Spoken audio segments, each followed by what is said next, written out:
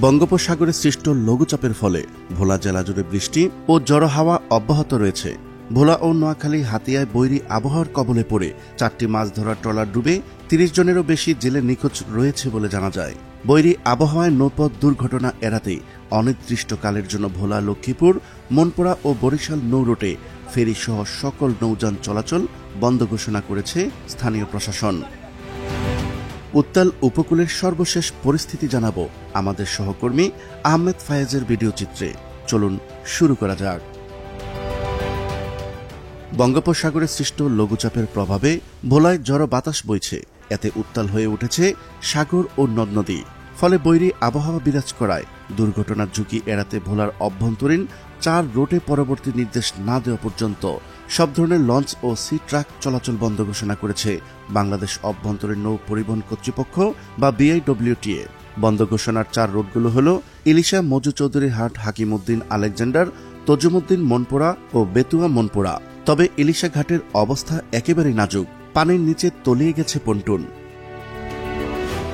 BIWTA তথ্য মতে ওই 4টি রুট ডেঞ্জার জোনের আওতায় থাকায় লঞ্চ ও সি ট্রাক চলাচল বন্ধ থাকবে। পরবর্তী নির্দেশ না দেওয়া পর্যন্ত এই আদেশ বহাল থাকবে।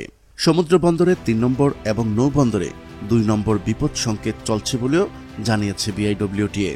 আসসালামু আলাইকুম চাচা, আপনারা সবাই তো এখানকার মাঝি, তো এখন তো আপনাদের বর্তমানে নদীতে বা মাছ ধরার পেশায় থাকার কথা, আপনার এখন তীরে কি কাজ?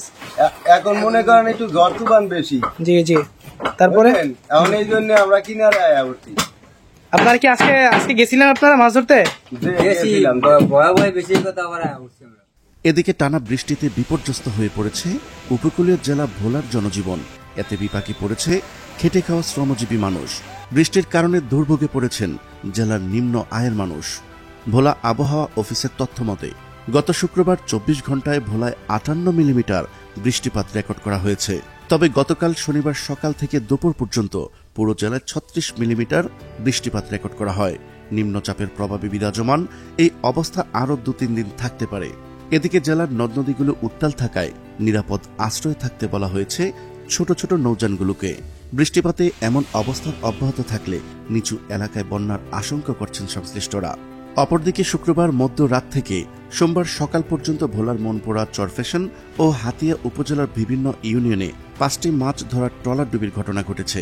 ট্রলারে থাকা কিছু জেলেরা নিরাপদে উদ্ধার হলেও দুর্ঘটনার কবলিত ট্রলারগুলোর সাথে এখনও অনেকেই নিখোঁজ রয়েছে। প্রিয় দর্শক, আজ এই পর্যন্তই।